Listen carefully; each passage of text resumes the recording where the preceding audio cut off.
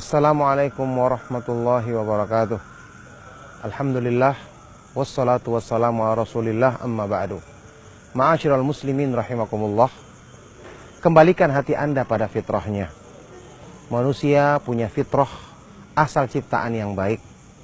Allah subhanahu wa ta'ala ciptakan diri manusia di atas kecenderungan kepada kebaikan, kecenderungan mencintai iman, kecenderungan mencintai Allah subhanahu wa ta'ala dan Rasulnya, kecenderungan untuk menjauhi keburukan-keburukan.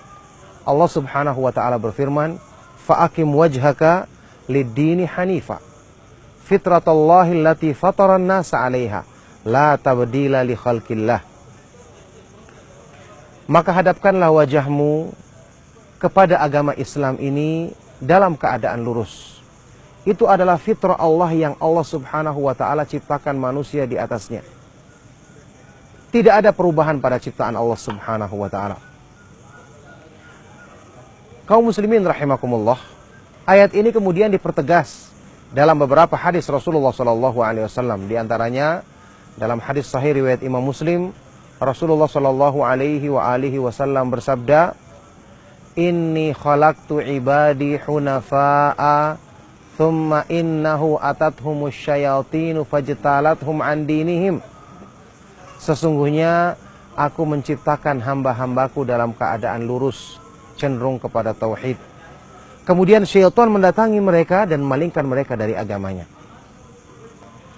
Faedah yang kita dapatkan dari ayat-ayat maupun hadis-hadis seperti ini adalah bahwa manusia itu ketika diajak kepada kebenaran mudah. Meninggalkan keburukan itu mudah. Kenapa? Pada asalnya hatinya telah kenal dengan kebenaran, kenal dengan kebaikan. Itu merupakan kenalan lama, kenalan awalnya.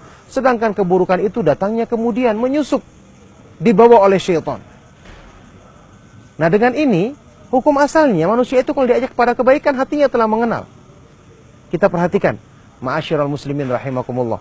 Kenapa dalam Islam kebaikan itu disebut dengan al-ma'ruf? Kita kenal istilah amar ma'ruf nahi mungkar.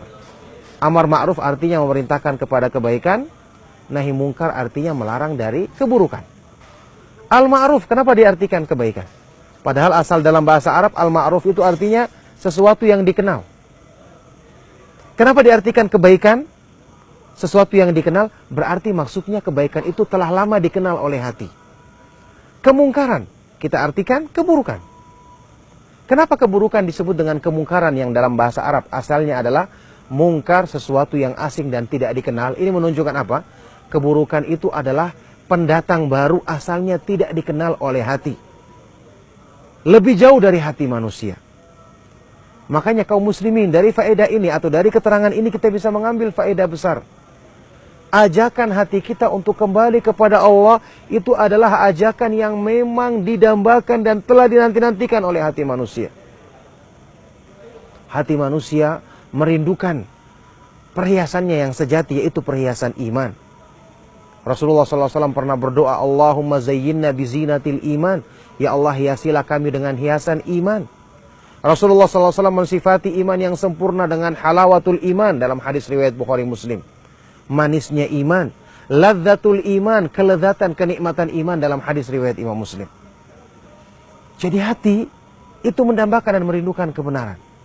Sehingga setiap manusia kalau dia mau membuka hatinya, mau mengajak hatinya untuk mengenal kebenaran, baca Al-Quran, renungkan isinya, kenalkan hati kepada keimanan, dia akan dapatkan hatinya akan lapang terbuka menerima kebaikan Islam.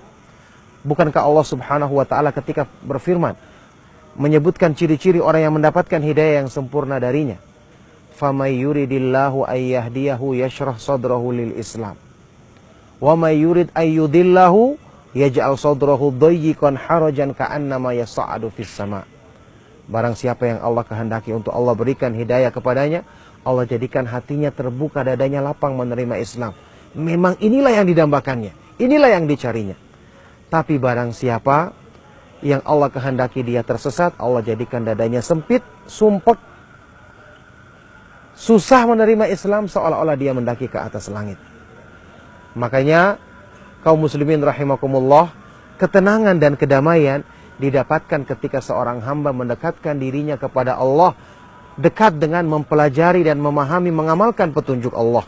Allah Subhanahu wa taala berfirman, "Alladzina amanu wa tatma'innu qulubuhum bidzikrillah, ala bidzikrillah tatma'innul qulub." Orang-orang yang beriman dan hati mereka menjadi tenang ketika mengingat Allah. Ketahuilah dengan mengingat Allah, dengan dekat dengan petunjuk Allah, hati manusia menjadi tenang. Lihatlah tauhid, keutamaannya apa? Alladzina amanu wa lam yalbisu imanahum bidzulmin, ulaika lahumul amnu wa hum muhtadun. Orang-orang yang beriman, bertauhid dengan benar dan tidak mencampur adukan imannya dengan kesyirikan, kezaliman, yaitu kesyirikan. Mereka lah orang-orang yang akan mendapatkan keamanan yang sempurna, ketentraman, kedamaian dalam hidupnya, dan mereka lah orang-orang yang selalu mendapatkan petunjuk Allah. Makanya belajar Islam berarti mengembalikan hati kita kepada fitrahnya, kepada kedamaian yang sesungguhnya, kepada ketenangan yang hakiki yang memang didambakannya. Mengembalikan hati kita untuk menemukan perhiasannya, menemukan keindahannya, kemanisannya, kelezatannya. Semoga Allah Subhanahu wa taala senantiasa membimbing kita semua, membimbing semua kaum muslimin untuk kembali kepada pemahaman Islam yang benar, yang ini merupakan sebab yang menjadikan hidup mereka lebih indah, lebih bahagia, lebih bernilai, lebih dekat dengan sebab-sebab keindahan di dunia apalagi di akhirat nanti. Demikianlah, semoga bermanfaat. Mohon maaf jika ada yang kurang dan salah. Sallallahu wasallam wa barak ala nabiyyina Muhammad wa ala alihi wa sahbihi wa man tabi'ahum bi ihsan ila yaumiddin. Walhamdulillahi rabbil alamin. Wassalamualaikum warahmatullahi wabarakatuh.